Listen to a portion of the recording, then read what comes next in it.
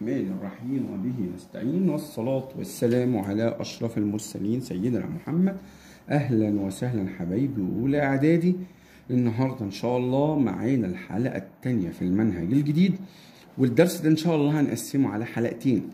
هو الدرس اسمه تطبيقات النسبة والتناسب. الجزء الأول إن هو النهاردة مقياس الرسم، والجزء الثاني إن شاء الله هيبقى التقسيم التناسبي الحلقة الجاية بإذن الله. نركز مع بعض. طيب، أول حاجة عندي مفهوم مقياس الرسم. يعني إيه يا مستر كلمة مقياس الرسم؟ مقياس الرسم معناها نسبة تقارن بين البعد في الرسم أو النموذج إلى البعد الحقيقي. نسبة، وإحنا قلنا النسبة يعني كسر.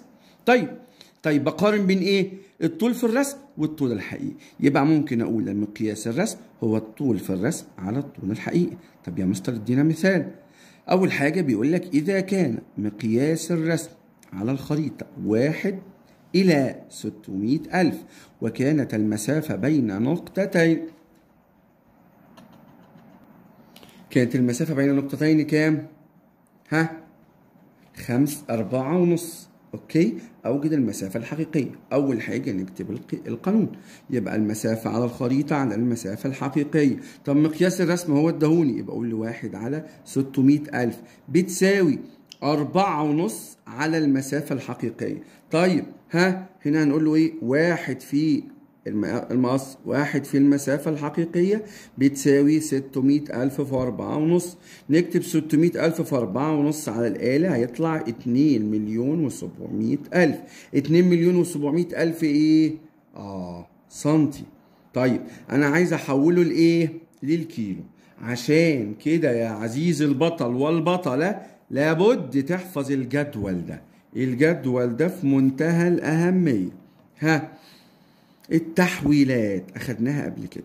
السلم ده يعني أنا عايزك ترسمها كده في دماغك على طول، عشان لما يجيلك أي تحويلة كل لما أفتكر الرسمة أقدر أحل. أكبر حاجة عندي الكيلومتر. الكيلومتر تحته متر، تحته ديسيمتر، تحته سنتيمتر، تحته مليمتر. طيب من الكبير للصغير بضرب، من الكبير للصغير بضرب. طب الكيلومتر فيه كام؟ فيه 1000 أهو. المتر فيه كام ديسي؟ فيه 10. الديسي فيه كام سنتي؟ 10. السنتي فيه كام ملي؟ 10. يبقى أكبر سلمة ب1000 وثلاث سلمات زي بعض ب10. يبقى من الكبير للصغير بضرب. طب لو أنا عايز هطلع يبقى هقسم. زي ما ضربت هنا في 10 يبقى أقسم على 10. ومن السنتي للديسي أقسم على 10. ومن الديسي للملي أقسم على 10. ومن الملي للكيلو أقسم على 1000. ركز معايا، هقول تاني. أنا دلوقتي من الكيلومتر هنزل للسنتي. كام واحدة؟ أدي 1000 في 10 في 10، يعني كام صفر؟ 1 2 3 4 5، يعني 5 أصفار، يعني 100,000. من كيلومتر لسنتيمتر بضرب في 100,000. طب لو من سنتي الكيلو اللي هو اللي عندي في السؤال يبقى أقسم على 100,000 أهو. هنسيب الورقة دي كده هنا.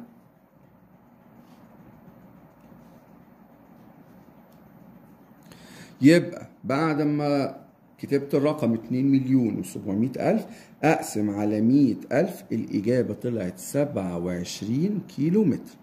خلاص هنسيب الجدول ده كده هنا عشان احنا بنحول. طيب مثال تاني يا مستر. تصميم هندسي لإحدى الفيلات. فإذا كان ارتفاع سور الفيلا 5 سنتي والحقيقي 3 أمتار أوجد مقياس الرسم. أقول له القانون.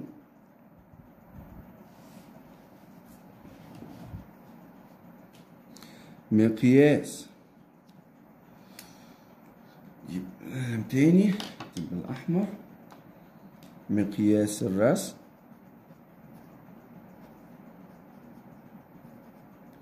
الطول في الرسم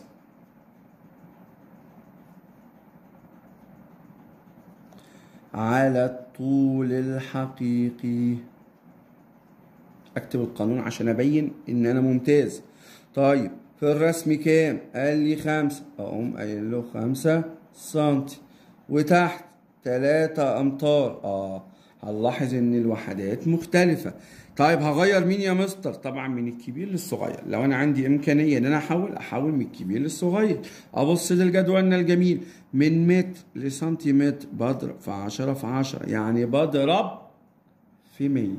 يبقى أقول له 5 على 3 في 100، يعني 5 على 300.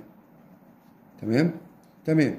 ولو ممكن اختصر عادي، ممكن اختصر على 5 فيها الواحد، على 5 فيها 60. تمام يا بطل؟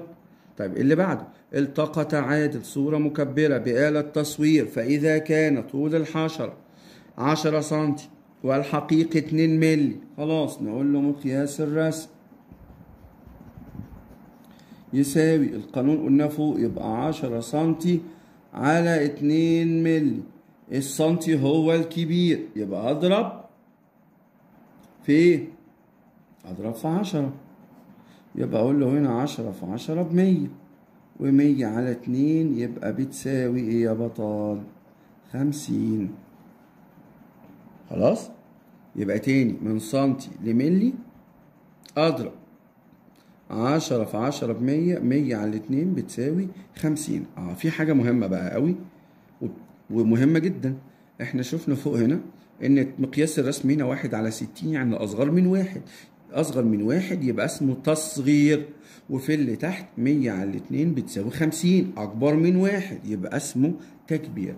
يبقى لو جالك في الامتحان اذا كان مقياس الرسم اقل من 1، خلي بالك اعرف اتنين اقل واصغر بنتلخبط منهم. لو بتبص لها العلامة معناها اكبر، لو مخصماها يبقى هنا اصغر. هنا ايه؟ مخصماها يبقى اصغر. اصغر يبقى اسمها تصغير. هنا مش مخصماها بتحبها يبقى دي اكبر. خلاص؟ يبقى اللي بيحبها تبقى بتبص لليمين، والاقل من بتبص للشمال. يبقى لو مقياس الرسم اقل من 1 يبقى اسمه تصغير، لو اكبر من 1 يبقى اسمه تكبير. اذا كان مقياس الرسم المسجل على إحدى الخرائط 1 إلى 500,000، والبعد بين المدينتين 3 سنتي، أوجد البعد الحقيقي. يبقى نكتب القانون. 1 على 500,000 نكتبها زي ما هي، يساوي، قال لك اللي على الرسم كام؟ 3، والحقيقي نكتب تحت البعد الحقيقي، ونعمل مقص نقول له هنا البعد الحقيقي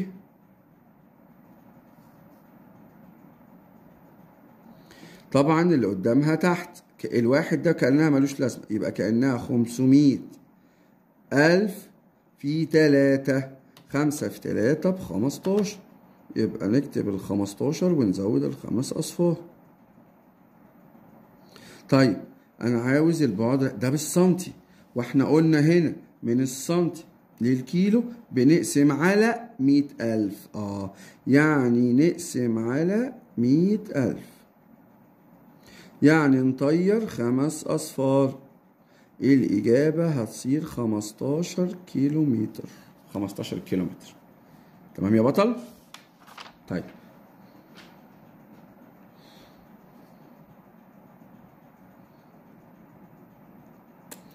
هنا مديني اختيارات. إذا كان الطول الحقيقي 90 متر ومقياس الرسم 1 إلى 10,000، فما الطول في الرسم؟ طيب مديني هنا إيه؟ يبقى أقول له 1 على 10,000 يساوي 90. لا، هو عاوز الرسم، يبقى 90 تحت ونقول له فوق الطول في الرسم، ونعمل المقص. يبقى نقول له الطول في الرسم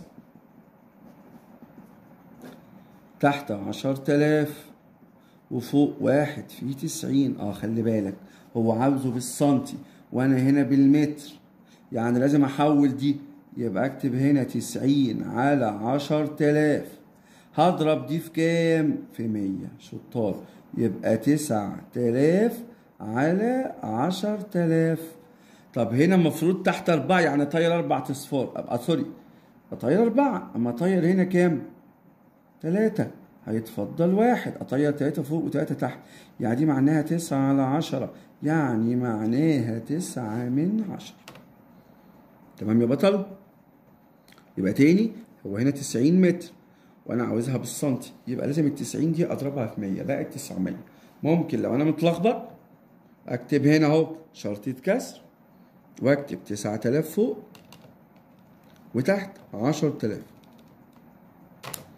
وادوس على الاس دي عشان احولها لعشري اهو. الاس دي هتطلع 9/10. اللي بعده مقياس الرسم 1/1000، نكتب 1/1000. ومديني الفوق 2.5 وتحت الطول الحقيقي، يبقى الطول الحقيقي ونعمل مقص. طبعا الواحد تحت يبقى خلاص، يعني 2.5 في 1000. نيجي هنا ممكن نحرك العلامة 3 مرات، ادي 1 2 3، يعني هنزود صفرين اهو. 2.5 في 1000،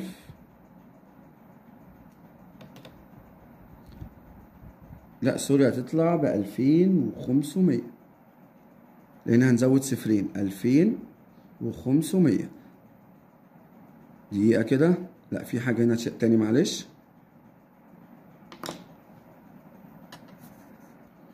هنا يا ولاد يبقى هنقول تاني 2.5 في 1000 ب2500 سنتي. طب أنا عاوزه بالإيه؟ بالمتر. من السنتي للمتر بعمل إيه؟ بقسم على 100، يعني أطير صفرين يعني 25 متر. تمام يا أبطال؟ طيب ركز معايا بقى في السؤال ده، سهل جدا برضه. بيقول لي مصور جغرافي مديني مقياس الرسم 1/400000. يبقى أجي هنا اكتب 1/400000 يساوي المسافة الحقيقية 46 كيلو، يبقى تحت. وعاوز المسافة على الرسم، المسافة على الرسم، نعمل المقص خلاص على الرسم اللي قدام المقص 400000 تحت. طب وفوق 1/46. طيب دلوقتي هنا دي بالكيلو، لازم اخليها بالسنتي. طيب يعني ال46 دي يا بطل هنزود لها كام صفر؟ احنا قلنا من الكيلومتر للسنتيمتر 1000 في 10 في 10، يعني نزود 5 أصفار، 1 2 3 4 5. واجي على الآلة الجميلة اكتب هنا 46 جنبها 5 أصفار، 1 2 3 4 5، وتحت نكتب 4 وجنبها 5 أصفار. تطلع الإجابة 11.5 سنتيمتر. 11.5 سنتي. ركز بقى في الأسئلة عشان دي أسئلة فائقين. السؤال ده ممكن يجي سؤال فائقين. الشكل المقابل يمثل نموذج لغرفة. إذا كان كل 1 سنتي يمثل في النموذج يمثل 2 متر. يعني كل سنتي على الرسمة يمثل في الحياة كام؟ 2 متر. فما مساحة الغرفة؟ الله، السؤال الغريب ده، ولا قال لي الطول في الرسم ولا قال لي الطول في الحقيقة، ده عاوز المساحة. لأن ده بيقيس مهارات سابقة عشان يشوفك عارف مساحة الغرفة اللي هي مساحة المستطيل كام في كام. يبقى أنا هنا محتاج 3 حاجات. أما يقول لك مساحة الغرفة لازم أجيب طول الحقيقي والعرض الحقيقي، وأجيب آخر حاجة المساحة. طيب الطول الحقيقي هعملها ازاي؟ هقسم الورقة 2، هكتب النسبة. مش قال لي 1/2، يعني 1 سنتي 2، وهنا 1 سنتي 2. خلاص. طيب ده بقى الطول الحقيقي، وهنا العرض الحقيقي، وآخر حاجة هجيبها المساحة. طيب انا عاوز الطول الحقيقي. الطول هنا كام؟ ها 6، يبقى اجي تحت الواحد واكتب 6 واخلي التانية اكس. العرض هنا كام؟ 2.4، اجي اكتب 2.4 وواي. يبقى انا الطول الحقيقي اللي هو الاكس والعرض الحقيقي اللي هو الواي، واعمل المقص اللي قدام الاكس تحت بواحد، مش هكتبه، يبقى 2 في 6 بيساوي 12. واللي قدام الواي واحد برضو مش هكتبه، يبقى 2 في 2.4 ب4.8. طبعا ده متر ومتر. طب المساحة كانت الطول في العرض. الطول جبته ب12 والعرض جبته ب4.8، يبقى اكتب هنا 12 في 4.8 وادوس على الاس دي، يبقى 57.6 متر مربع. منساش ليه؟ لأن المساحة لازم تكون الوحدة بالمتر المربع. تمام يا بطل؟ هقول تاني الحتة دي عشان لو مش باينة في الكاميرا. الطول الحقيقي هكتب 1/2 تحت الطول في الرسم، هكتب الطول سوري، تحت الواحد هكتب 6 اللي هو الطول في الرسم، ودي هسميها اكس. وتحت الواحد هنا هكتب 2.4 اللي هي العرض في الرسم، واعمل ايه؟ مقص. الاكس طلعت ب12 اللي هو الطول الحقيقي، العرض طلع ب4.8، يبقى المساحة نضرب ال12 في ال4.8 تطلع ب57.6. تمام. واحدة تانية زيها بس عاوز المحيط. يعني نفس الفكرة يا مستر. ايوه، يعني اللي هيفرق اخر خطوة فقط، بدل ما اجيب المساحة اجيب المحيط.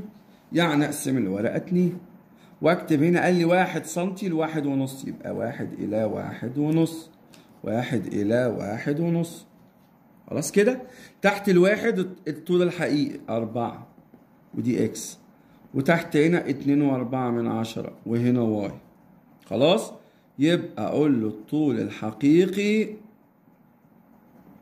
اللي هو اكس، العرض الحقيقي اللي هو واي، واخر شيء المحيط. طيب الطول الحقيقي احنا خلاص عرفنا اللعبة. المقص يعني 1.5 في 4، هنكتب 1.5 في 4 ب6، يبقى 1.5 في 4 بيساوي 6. وهنا 1.5 في 2.4، وندوس على الاس دي يعني 3.6، يعني 1.5 في 2.4 بيساوي 3.6. طيب لسه قايلين من شويه ان المساحه بتساوي الطول في العرض. طب مين شاطر او شاطره يقول لي المحيط؟ ها نفتكر محيط المستطيل. برافو، محيط المستطيل الطول زائد العرض في 2، الطول زائد العرض في 2. الطول بكام؟ ب6، العرض بكام؟ ب3.6 في 2. نيجي هنا ممكن نعملها بالآلة، نفتح قوس اهو، 6 زائد 3.6، اقفل القوس في 2، يطلع ادوس على الاس دي يبقى 19.2. هنا بقى ايه؟ متر، مش متر مربع، لان المحيط بيبقى بعد واحد، اما المساحه بتبقى بعدين، عشان كده بالمتر مربع او سنتيمتر مربع او اي وحده مربع. طيب هنا اختار الاجابه، سهل جدا جدا. الطول في الرسم ب2 والعرض 6 متر، مقياس الرسم يعني 2 سنتي على 6 متر. طب المتر هو الكبير، المتر للسنتي بضرب في 100، يعني 600. طب 2 نقسم على 2 فيها الواحد على 2 فيها 300، يعني 1 على 300. يا رب يكون الدرس استوعبتوه. معلش في الاول لا في حاجه جديده كده، الافكار كتيره شويه، واحنا بنحاول نلم جميع الافكار عشان حضراتكم تكونوا يعني مستوعبين. يا رب يكون الدرس بسيط وسهل. لو اول مره تتفرج عليا ما تنساش تعمل سبسكرايب للقناه على اليوتيوب احمد عاطف ماث، وهقول تاني لان بيجي لي يا مستر احنا عايزين الحلقات مترتبه. انا برتب الحلقات على اليوتيوب، الفيسبوك بعرض الفيديوهات كلها من غير ترتيب. اما على اليوتيوب حضرتك بتخش في البلاي ليست وتختار رياضيات اولى اعدادي، هتلاقي الحلقات باذن الرحمن موجوده بالترتيب. اشوفكم على خير، وما التوفيق الا بالله، عليه توكلت واليه انيب، والسلام عليكم ورحمه الله وبركاته.